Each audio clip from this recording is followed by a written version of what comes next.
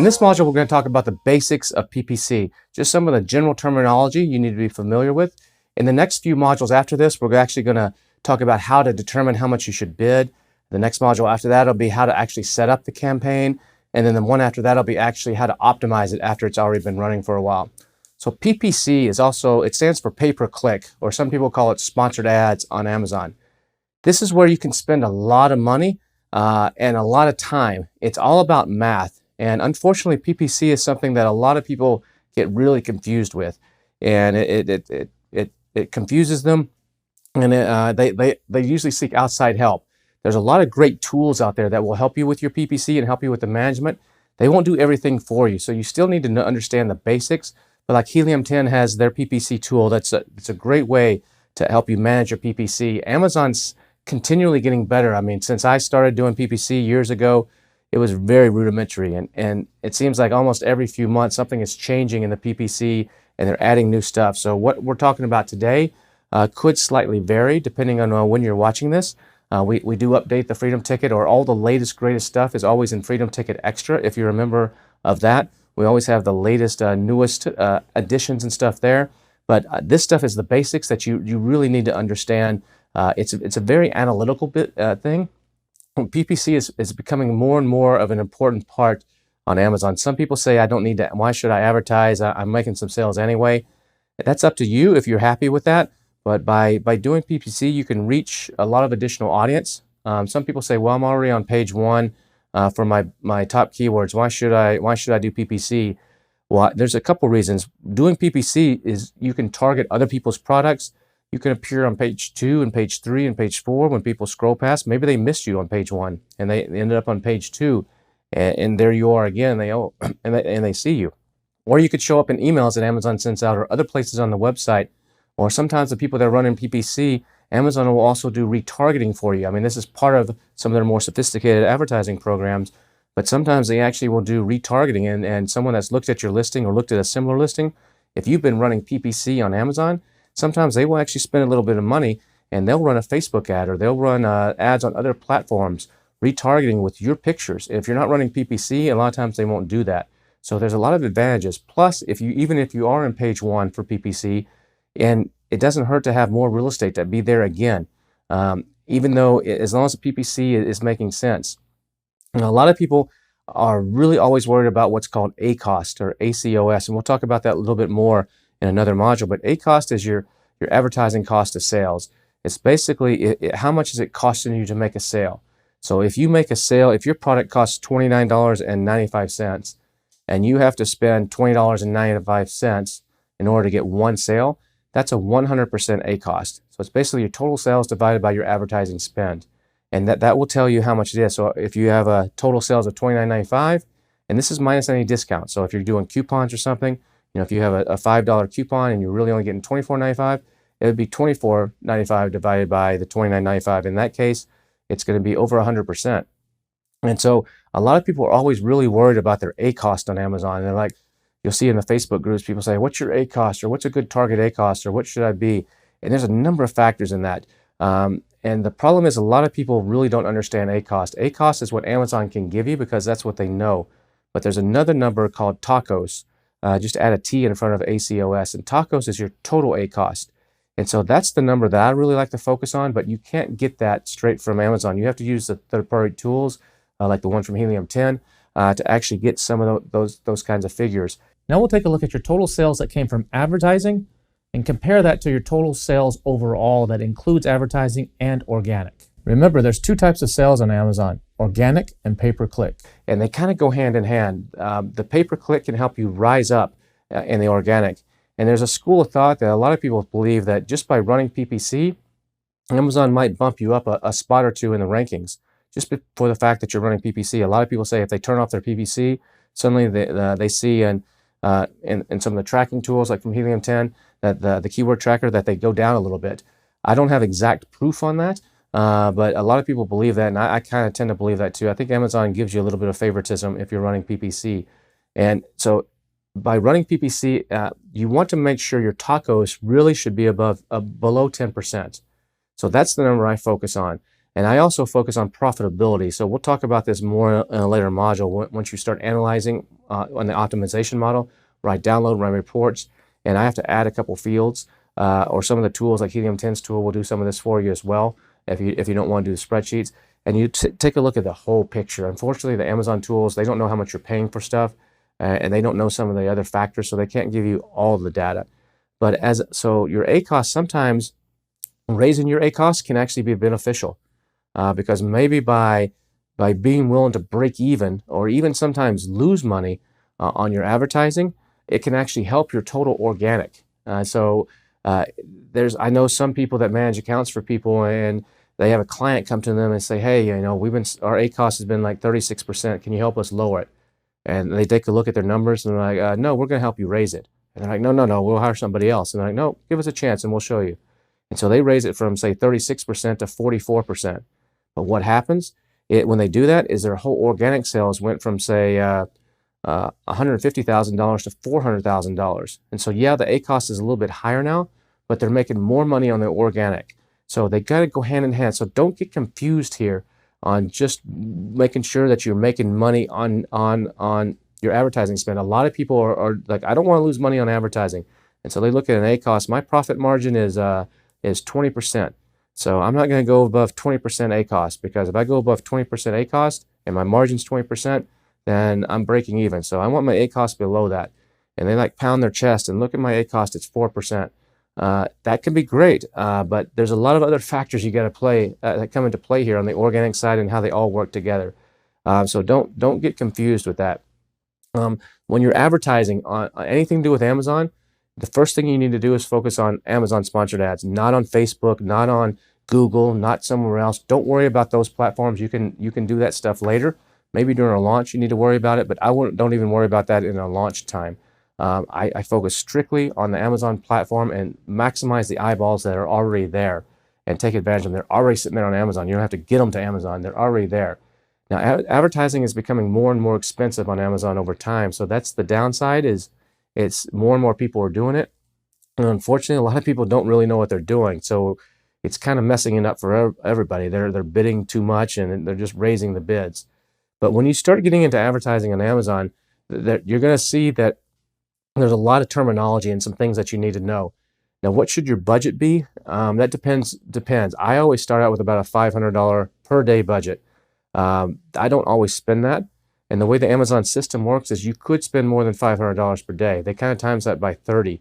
So you could, spend $1,000 in a day on that, but it's rare that I hit that number.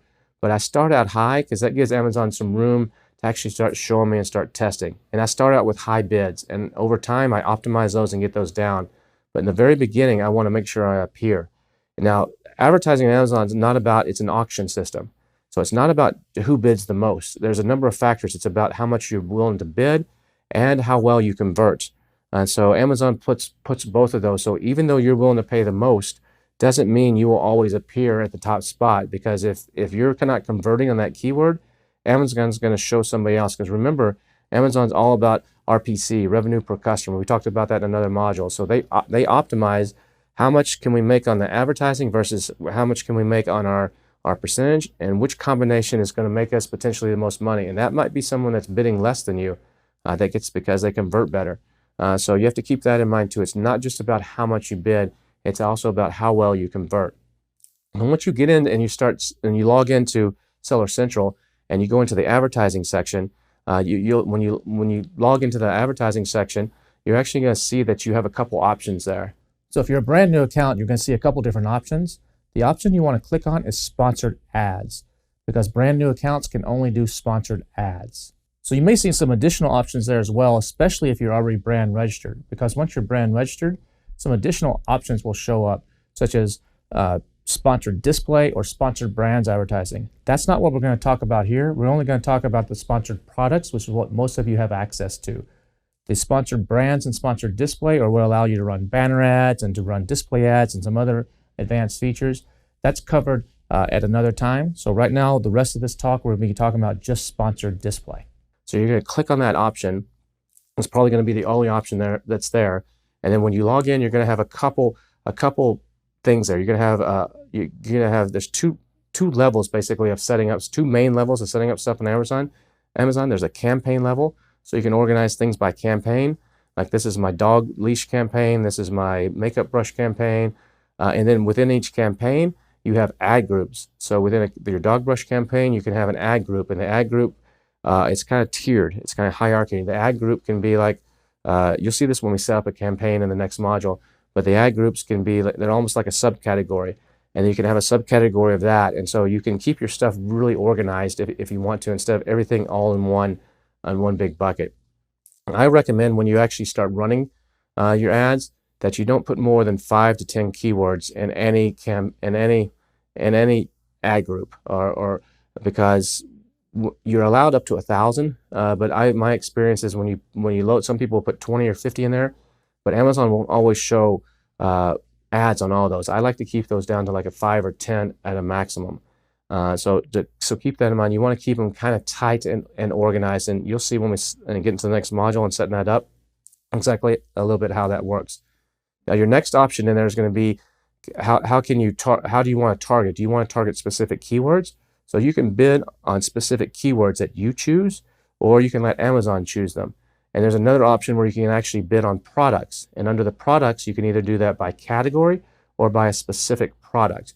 So let's first talk about the ones where if you're going to target keywords. If you go into that section, there's going to be a couple different ways you can do that. One is automatic. I recommend an automatic campaign for everybody that's just starting out. Automatic means that Amazon is going to choose the keywords for you. So I will set up an automatic campaign. There's a couple reasons for this. One is they may know some keywords that I've missed, and they'll go out and they'll test them. Another one is it kind of validates my listing to make sure that I'm in the right category. Because if I set up an automatic campaign and there's a keyword that's relevant for my product and I'm not getting impressions when I go back in a couple weeks and look at my auto report for that keyword, I might have chosen the wrong category, that Amazon's not thinking it's relevant, or something about my listing is wrong. Maybe I missed the keyword altogether. I got to go back and double check and make sure I got it in there. So I run an automatic campaign and let Amazon kind of pick and choose where I'm going to appear. And that one, you don't choose the keywords for. Amazon will choose the keywords. They will also advertise you on other people's products. So when you look at the search term report, you're going to sometimes see ASINs in there. Instead of a keyword, instead of dog leash or dog collar, you're going to see something that starts with a B. It'll be an ASIN. That means that they showed you on that person's page. So in the auto campaign, they'll actually do some product targeting for you as well as keyword targeting. And the way keywords work is when if you bid on the word dog collar and someone goes to Amazon.com and types in dog collar, you might appear in the research results. Let's say there's 24 research results on the page. Your ad might appear at the top of the page, on the right. Amazon's constantly moving this stuff around, maybe on the bottom, in one of the positions on that page. Or if it may not appear there at all, it could appear on someone's product page. So let's say that you type in dog collar and you don't appear anywhere on the 24 results, but someone clicks on one of the dog collars on those results. And then on that page and towards the bottom, it'll say sponsored ads related to this product or something to that effect. And you may be in there, even that's on somebody else's page, but it's because they searched for the word dog collar and then they clicked on somebody else's listing. They're still looking for a dog collar. So Amazon will show you there. That's called product targeting. So the automatic campaign will do that. And a lot of times about 80% or more of the impressions on a keyword actually come on the product pages, not on the search results pages. And so automatic campaigns will test you in both of those positions. They're called positions or placements. Now, the other option you have is when you set up a keyword campaign is to do it manually. And a manual campaign basically says, I'm going to tell Amazon what I want to bid on.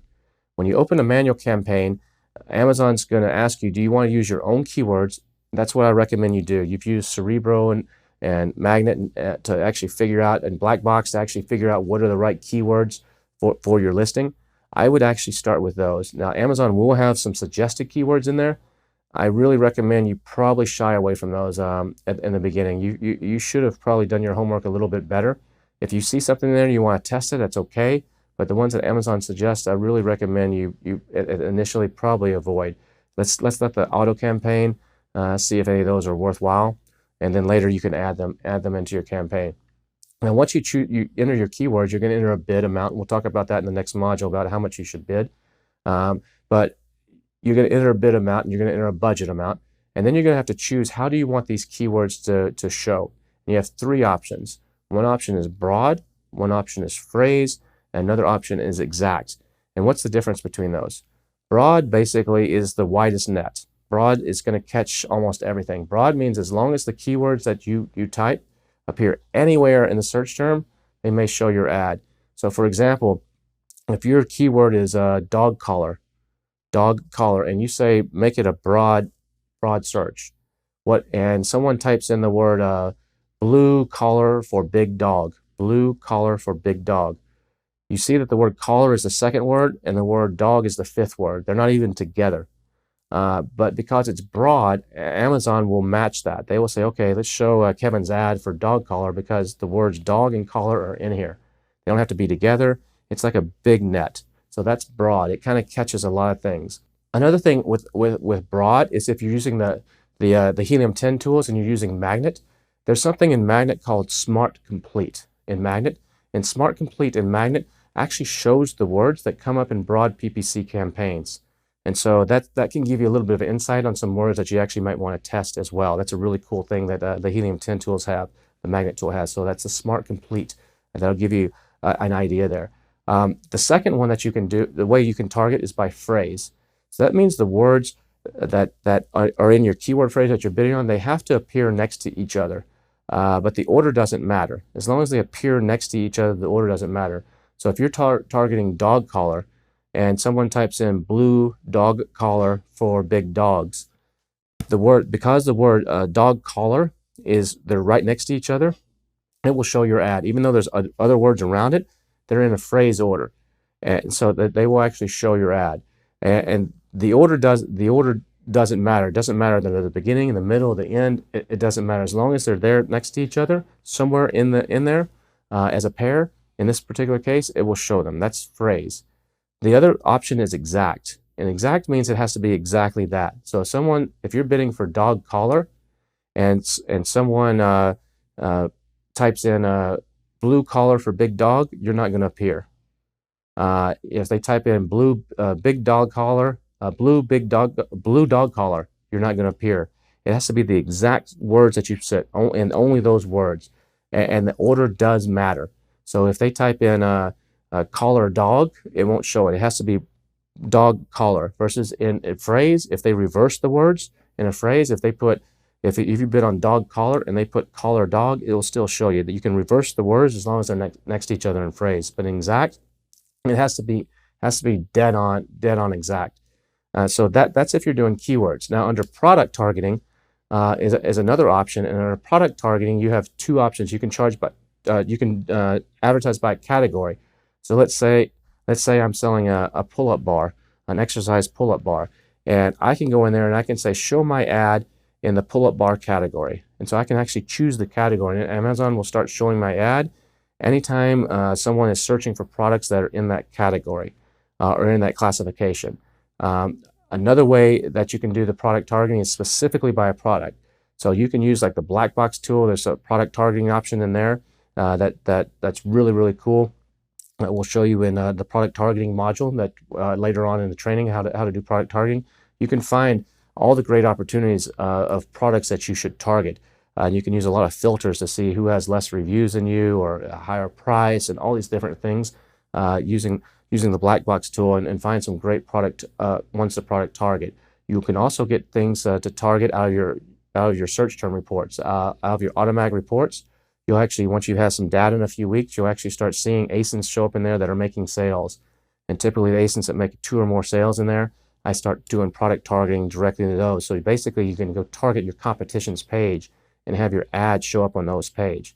Just remember that the actual results can be delayed usually about 48 hours, but it can be up to a week.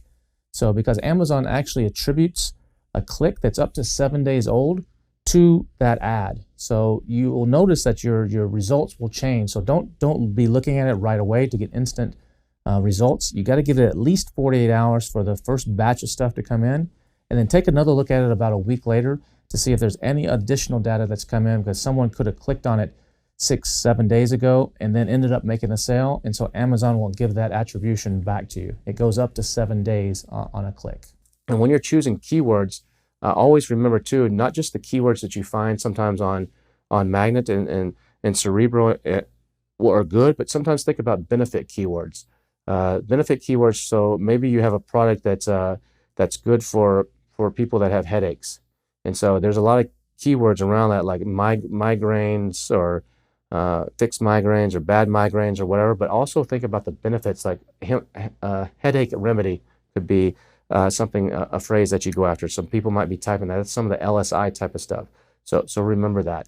The other thing you can do in keywords and in the product targeting is you can negative match.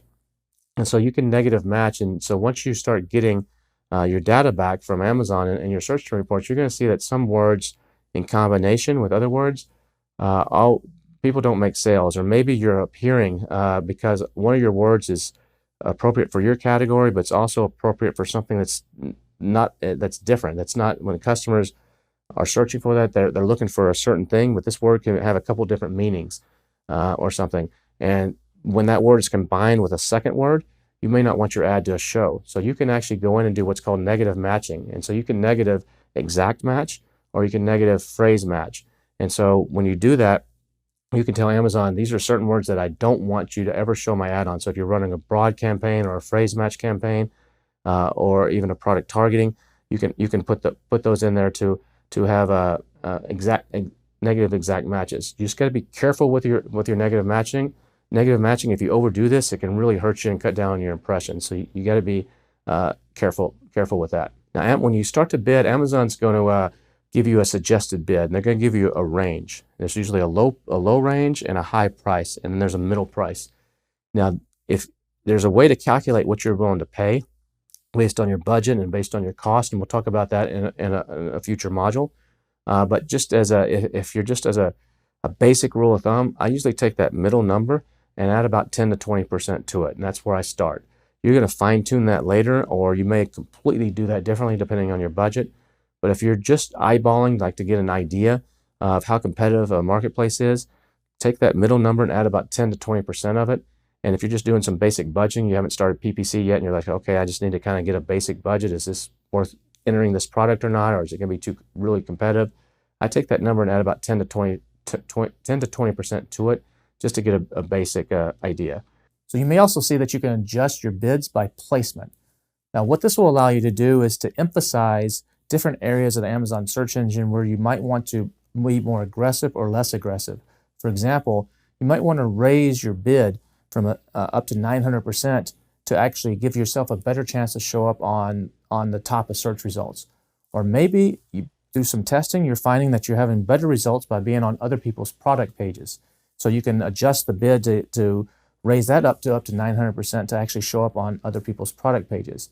And you can see the results of this testing and this placement stuff by either looking at your search term report, or you can also look at the campaign level, and you can actually look in there and make adjustments in there.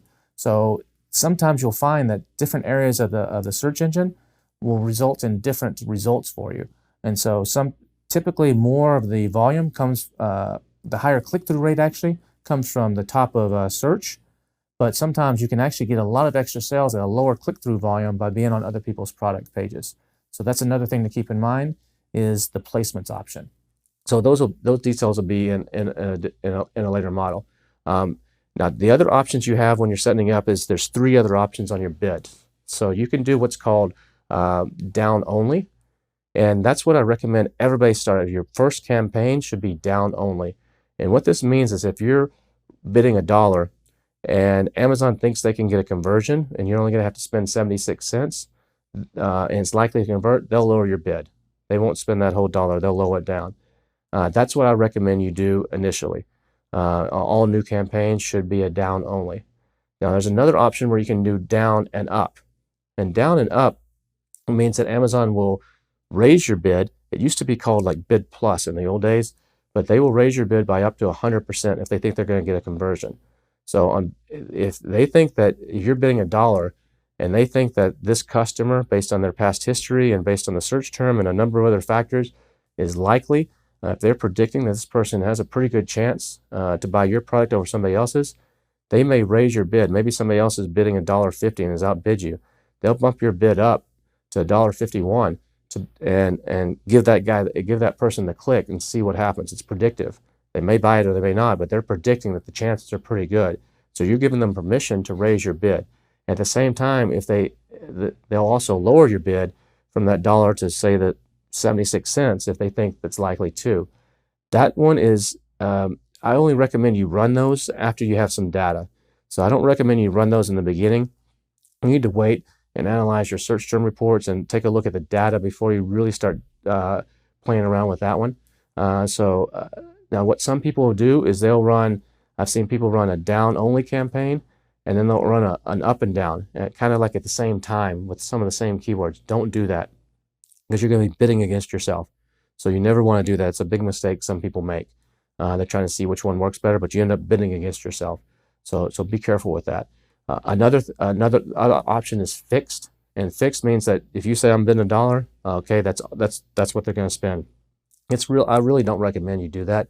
There are some rare exceptions where fixed might be appropriate, but for most of us, it's not a good idea.